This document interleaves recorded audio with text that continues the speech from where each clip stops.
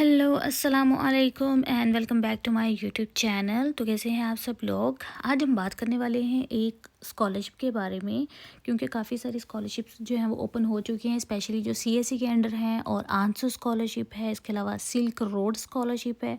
काफ़ी सारी जो है वो चाइनीज़ गवर्नमेंट की तरफ से स्कॉलरशिप दी जा रही हैं फॉर मास्टर्स एंड पीएचडी। तो अगर आपने अभी तक अप्लाई नहीं किया तो भाई किस बात का इंतज़ार है आपको, यू शुड अप्लाई। ओके, तो आज हम एक बात करने वाले हैं लांचो यूनिवर्सिटी। ठीक है, उसका पूरा जो नाम है वो है लांचो जियाटोंग यूनिवर्सिटी, जिसमें जो है वो एडमिशन ओपन हो चुके हैं। ये जो है वो स्कॉलरशिप आता है सीएससी के अंडर, और उसके बाद जो है मास्टर्स और पीएचडी प्रोग्राम्स के लिए है। अगर हम इसकी एप्लीकेशन के बारे में बात करें, फ़ीस के बारे में, तो इसकी कोई एप्लीकेशन फ़ीस नहीं है, तो इसलिए आप इसमें जो है वो अप्लाई कर सकते हैं। और इसकी जो लास्ट डेट है वो है 20 मार्च। तो आपके पास काफ़ी टाइम है, आप जो है इस पर अप्लाई कर सकते हैं। तो हम इसके लिंक पे क्लिक करते हैं। तो जब आप इसके लिंक पे क्लिक करते हैं तो इसका जो पेज है वो कुछ इस तरह का ओपन हो जाता है हमारे पास। तो इसको हम थोड़ा स्क्रॉल करते हैं तो इसके बारे में बताया गया है कि ये बेसिकली टाइप बी स्कॉलरशिप है। जिन लोगों को नहीं पता तो उनको बी पे आप एक यूनिवर्सिटी में अप्लाई कर सकते हैं सीएससी के अंडर। जो टाइप ए की स्कॉलरशिप होती है वो एचईसी के अंडर होती है। सीएससी की जो टाइप ए की स्कॉलरशिप होती है, और जो टाइप बी होती है उसमें डायरेक्ट आपने सीएससी में अप्लाई करना होता है और यूनिवर्सिटी के पोर्टल पर अप्लाई करना होता है। तो ये सारी इसकी डिटेल्स दी गई हैं कि इसमें जो है वो काफ़ी सारे डिसिप्लिन्स हैं, जिसमें जो है वो इंजीनियरिंग भी है, सिविल इंजीनियरिंग है, मैकेनिकल इंजीनियरिंग है, इसके बाद इन्वायरमेंटल साइंसेज भी है, और सर्विस साइंसेज है, टेक्नोलॉजी है। मतलब काफ़ी सारे इसमें फील्ड जो है वो कवर हो जाते हैं। उसके बाद जो है उन्होंने बताया कि इनके पास जो है वो ओवरऑल 2000 इंटरनेशनल स्टूडेंट्स हैं, जो कि 67 कंट्रीज़ से हैं। मतलब काफ़ी अच्छी यूनिवर्सिटी है, और यहाँ पर बहुत ही ज़्यादा जो है वो मुल्कों से बच्चे पढ़ने के लिए आए हुए हैं स्कॉलरशिप पे। तो उसके बाद जो है वो हम बात करें कि कैटेगरीज कौन सी हैं, तो इसके लिए मास्टर्स जो है वो स्टूडेंट्स उनको मिलेगी स्कॉलरशिप, और पीएचडी के जो स्टूडेंट्स हैं उनको मिलेगी। उसके बाद जो कोटा है वो है 10। उसके बाद जो है वो नेक्स्ट इसकी जो प्रोग्राम की इंफॉर्मेशन है वो उन्होंने ये आपको एक प्रोग्राम का जो है वो दिया हुआ है कि मतलब यहाँ पे आप क्लिक करेंगे तो आपको सारे प्रोग्राम की लिस्ट मिल जाएगी। ठीक है, तो यहाँ पे आप कर सकते हैं। उसके बाद जो है वो फुल टाइम भी है, मतलब एजुकेशनल जो फॉर्म होगा वो, और उसके बाद जो है वो लैंग्वेज होगी वो चाइनीज़ की होगी। जब आप अप्लाई कर रहे होते हैं तो आप मेक श्योर कर लिया करें कि आप जो सिलेक्ट कर रहे हैं उसमें जो इंग्लिश टॉट है प्रोग्राम या फिर चाइनीज़ टॉट है, क्योंकि फिर जब बच्चे यहाँ पे आ जाते हैं तो उनके लिए फिर बहुत मुश्किल हो जाता है अगर वो चाइनीज़ टॉट पे आते हैं। तो फिर उनको HSK करना होता है, HSK 4 या 5 करना होता है, जो कि बहुत ही मुश्किल हो जाता है। उसके बाद जो स्कॉलरशिप कवरेज की हम बात कर लेते हैं, तो इसमें जो है वो ट्यूशन फ़ी कवर होगी। उसके बाद जो यूनिवर्सिटी की डोमेट्री है वो फ्री होगी, मतलब कोई आपको फ़ीस नहीं देनी होगी, रेंट नहीं देना होगा। उसके बाद जो है आपको स्टाइपेंड मिलेगा, और वो कितना मिलेगा, मास्टर्स के जो स्टूडेंट्स हैं उनको 3000 पर मंथ मिलेगा, और जो पीएचडी के स्टूडेंट्स हैं उनको 3500 पर मंथ मिलेगा, जो कि मोर देन इनफ है। इसमें जो बेसिक चीज़ है वो ये है कि आपको डोमेट्री फ़ीस ही नहीं है आपकी, उसके बाद ना ही आपकी ट्यूशन फ़ीस है, तो ये बहुत ही ज़्यादा है अमाउंट है आपके लिए। उसके बाद हम एलिजिबिलिटी की बात कर लेते हैं कि कौन कौन से जो है स्टूडेंट्स इसमें एलिजिबल हैं। तो उसमें उन्होंने कहा है कि be are citizen of a country other than the PRC, valid passport and the good health both mental and physical. मतलब उसका मेंटली और फिजिकली हेल्थ जो है उसकी अच्छी होनी चाहिए, चाइनीज सिटीजन नहीं होना चाहिए। ठीक है, और उसके बाद जो नंबर 2 है उसमें बताया हुआ है कि उसका जो एकेडमिकली जो है वो एक्सीलेंट होना चाहिए, मतलब उसकी जो बैचलर डिग्री है उसकी जो CGP वगैरह है वो बहुत अच्छी होनी चाहिए। और उसके बाद एज की बात की हुई है कि अगर वो मास्टर्स के लिए अप्लाई कर रहा है तो वो 30 का होना चाहिए, अंडर होना चाहिए, 30 अंडर एज होना चाहिए। अगर वो PhD के लिए कर रहा है तो वो उसकी एज जो है वो 35 होनी चाहिए। ठीक है, अंडर मतलब 35 होनी चाहिए। उसके बाद नंबर 3 है कि कोई उसने कोई क्रिमिनल रिकॉर्ड ना हो उसका। उसके बाद जो है ना ही उसका कोई और उसने स्कॉलरशिप लिया हो।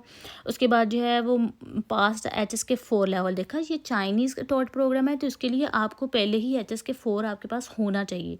उसके बाद जो है कि कोई उसकी एकेडमिक वार्निंग ना हुआ, मतलब कोई ड्रॉप आउट ना हुआ हो। उसके बाद जो है एप्लीकेशन पीरियड की बात कर ले हम, तो एज यू कैन सी मैंने आपको पहले ही बताया कि ये जो है वो मार्च मार्च तक जो है वो इसकी डेडलाइन है, और अभी ये स्टार्ट कब हुआ है, दिसंबर 1 में। तो आपके पास काफ़ी महीने हैं, I think round about 3 months हैं आपके पास, तो आप इसमें इजीली अप्लाई कर सकते हैं। तो उसके बाद उन्होंने एप्लीकेशन सिस्टम और डॉक्यूमेंट्स की बात की हुई है कि कैसे कैसे करना है। सबसे पहले आपने क्या करना है कि आपने लॉगिन करना है इसकी जो यूनिवर्सिटी का पोर्टल है वहाँ पर, और वहाँ पर आपने उसकी एप्लीकेशन जो है अपनी वो सबमिट करवानी है, ठीक है। उसके बाद जो है जब आपकी एप्लीकेशन वहाँ पे अप्रूव हो गई, उसके बाद आपका इंटरव्यू होगा, और फिर आप जो बच्चे सिलेक्ट हो जाएंगे कैंडिडेट्स, तो उनको जो है वो प्री एडमिशन लेटर जो है वो यूनिवर्सिटी की तरफ से मिल जाएगा। उसके बाद नंबर 2 पे आपने क्या करना है कि जो बच्चे फिर जिनको प्री एडमिशन लेटर मिल गया होगा, वो अपना वो वाला जो लेटर है वो CSC के पोर्टल पे अप्लाई उस पर जो है वो कर देंगे। तो CSC पे भी आपने अप्लाई करना है, उसके बाद यूनिवर्सिटी पोर्टल पे भी करना है। तो 2 इसके जो है वो आपने एप्लीकेशन देनी होगी, ठीक है। उसके बाद हम बात कर लेते हैं कि एप्लीकेशन के लिए डॉक्यूमेंट्स कौन कौन से चाहिए। तो सबसे पहले मेन जो चीज़ होती है वो होती है आपका पासपोर्ट। मैं इतनी दफ़ा बच्चों को कह चुकी हूँ कि अगर अभी तक आपने पासपोर्ट नहीं बनवाया तो भाई देर किस बात की है, जल्दी से जाओ और पासपोर्ट बनवाओ। क्योंकि अगर किसी भी स्कॉलरशिप में आपने अप्लाई करना है तो इनके जो पोर्टल होता है उस पर आपने लॉगिन ही पासपोर्ट से करना है। मोस्टली जो यूनिवर्सिटीज़ होती हैं वो मांगती ही आपका पासपोर्ट नंबर है, ID। तो सबसे पहले तो जो है कि आपके पास पासपोर्ट होना चाहिए, ठीक है, और वो मतलब अभी एक्सपायर नहीं होना चाहिए, एटलीस्ट 6 मंथ उसको एक्सपायर होने में रहने होने चाहिए, ठीक है। नंबर 2 ये कि उसका जो है वो अगर कोई वीज़ा पेज आपने अपलोड करना है, अगर आपने कोई एंट्री या लीव किया है चाइना को पहले तो उसका। उसके बाद नंबर 3 पे है कि आपने नोटराइज करवा लेने हैं अपने जितने भी आपके एजुकेशनल डॉक्यूमेंट्स हैं, लाइक FSC हो गया, उसके बाद जो है वो आपकी यूनिवर्सिटी का बैचलर के हो गया, अगर मास्टर की हुई डिग्री तो मास्टर्स हो गया, ये सारा कुछ। तो उसके बाद नंबर 4 है कि एकेडमिक ट्रांसक्रिप्ट जो है, मतलब for example undergraduate program onward, उनकी जो कॉपीज़ हैं वो आपने साथ में सबमिट करवानी होंगी। अगर आपकी अभी तक डिग्री नहीं कंप्लीट हुई तो आपने जो है वो उनका एक होप सर्टिफिकेट या फिर बोनाफाइड सर्टिफिकेट जो है वो बनवा लेना है। उसके बाद नंबर 5 है कि लैंग्वेज क्वालिफिकेशन सर्टिफिकेट। जैसे कि पता है कि आपको ये चाइनीज़ टॉट प्रोग्राम है तो ऑब्वियसली आपके पास HSK 4 सर्टिफिकेट होना चाहिए। उसके बाद नंबर 6 जो है वो उन्होंने कहा है कि आपके पास जो है फ़ॉरेन फिजिकल एग्जामिनेशन फॉर्म जो है वो आपने फिल करना है। तो वो ये वाला उन्होंने लिंक दिया हुआ है, जहाँ पे आप क्लिक करेंगे तो आपके पास जो फॉर्म है ना उसका PDF आ जाएगा। तो आप उसका प्रिंट निकाल के किसी भी पास या करीबी डॉक्टर के पास जाएंगे तो वो फिल कर देगा, उस पर साइन और स्टैंप लगा देगा, और अगर कोई इंस्ट्रक्शन हुई तो वो साथ में जो है वो लिख देगा। उसके बाद जो है एक स्टडी प्लान आपने तैयार करना है, चाइनीज़ में लिख लें या फिर इंग्लिश में लिख लें। उसके जो करैक्टर्स हैं वो होने चाहिए मोर देन 1000 वर्ड्स होने चाहिए, ठीक है। उसके बाद नंबर 8 पे है रिकमेंडेशन लेटर। 2 आपने सिर्फ बनवाने हैं, इंग्लिश में हो या चाइनीज़ में, अपने प्रोफेसर से जहाँ से आपने अपनी डिग्री प्रीवियस डिग्री अपनी लेटेस्ट डिग्री की होगी वहाँ से। उसके बाद जो है वो नंबर 9 पे है कि अगर आप आर्ट के लिए अप्लाई करें, मतलब आर्ट स्टूडेंट हैं, तो ऑब्वियसली आपको जो है वो अपनी आर्ट या अपनी कोई भी जो है उनको दिखानी होगी, डिज़ाइन अपना दिखाना होगा। उसके बाद नंबर 10 है pre admission letter only, pre admission letter issued and seal by international education school. मतलब जब आप उसके यूनिवर्सिटी पोर्टल पे अप्लाई करेंगे और आपका इंटरव्यू हो जाएगा, आप सिलेक्ट हो जाएंगे, तो आपको प्री एडमिशन लेटर मिलेगा, तो वो आपके पास होगा, तो आप ओबियसली उसमें CSE पोर्टल पे अप्लाई कर देंगे। उसके बाद जो है नंबर 11 पे नॉन क्रिमिनल रिकॉर्ड रिपोर्ट। तो ये पुलिस सर्टिफिकेट होता है जो कि मतलब आप अपनी डिस्ट्रिक्ट से जो है वो ईज़िली बनवा सकते हैं विद इन 1 or 2 days, तो ये होता है। उसके बाद उन्होंने बताया है कि एडमिशन और इनरोलमेंट का। तो उसके बाद ये है कि जब चेक योर ईमेल और लॉगिन, मतलब आपने किस तरह से जो है वो अपने एडमिशन का प्रोसेस देखना है, तो आपने क्या करना है कि अपनी ईमेल्स को चेक करना है या फिर जो यूनिवर्सिटी का पोर्टल है वो आपने लॉगिन करना है, और वहाँ पर आपने ट्रैक करते रहना है अपनी एप्लीकेशन को। वहाँ पे आपका स्टेटस जो है ना वो शो होता रहेगा कि आपका स्टेटस जो है वो अपडेट कहाँ पे हुआ है। आपकी अगर जो एप्लीकेशन है वो रिजेक्ट हो गई है या ऑन द वे है, मतलब नेक्स्ट जो है प्रोसेस हो रही है, क्या ही सीन है। उसके बाद जो है कि आप successfully admitted candidates should confirm your offer through email. मतलब अगर आपको जो है वो एडमिशन लेटर मिल जाता है तो आपने उनको कंफर्म करना होता है कि वाकई आप इसको जो है वो एक्सेप्ट कर रहे हैं। जब आपके एप्लीकेशन आपका हो जाता है, जब सिलेक्ट हो जाते हैं, तो फिर आपकी जो है वो रजिस्ट्रेशन फ़ीस होती है जो कि 400 सिर्फ होती है, मतलब इतनी ज़्यादा नहीं है ये।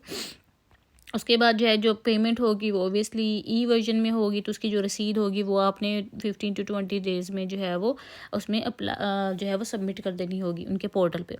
उसके बाद जो है वो आपके JDW आ जाएगा, और जब आपका JDW आ जाएगा तो फिर जो है वो आप अपने वीज़ा के लिए अप्लाई कर देंगे। तो यही था सारा प्रोसेस। आई डोंट थिंक कि इसमें कोई इतनी बड़ी कोई मुश्किल चीज़ थी, बहुत ही ईजी और सिंपल चीज़ें हैं। बस ये है कि आप अपनी प्रोफाइल को स्ट्रॉन्ग रखें जितना आप रख सकते हैं। तो ये है कि काफ़ी कंपटीशन हो गया है अब बच्चों में, क्योंकि हर स्टूडेंट की यही कोशिश है कि वो बाहर आए, अच्छी जो है वो उसको अपॉर्चुनिटी मिले। तो ऑब्वियसली आप अपनी प्रोफाइल को स्ट्रॉन्ग रखें। अगर आपका सीजीपीए अच्छा है, आपका एजुकेशनल बैकग्राउंड अच्छा है, तो आप इसमें अप्लाई कर सकते हैं। और मेन बात कि अगर आपके पास जो है वो HSK 4 है, तो फिर तो आपके जो है वो 50% चांसेस जो होते हैं वो हैं ही हैं, क्योंकि हर बच्चे ने जो है वो HSK नहीं किया होता। तो आज की वीडियो में यही, होप सो आपको चीज़ें समझ आ गई होंगी। अगर कुछ भी समझ नहीं आया तो आप कमेंट में मुझसे पूछ सकते हैं, क्वेश्चन पूछ सकते हैं। इंशाल्लाह मेरे पास अगर टाइम हुआ तो मैं आपको ज़रूर रिस्पॉन्स करूँगी। तो इंशाल्लाह मिलते हैं फिर नेक्स्ट वीडियो में। तब तक के लिए अपना अपने घर वालों का बहुत सारा ख्याल रखें, दुआ में याद रखें। मिलते हैं नेक्स्ट वीडियो में, तब तक के लिए अल्लाह हाफिज़।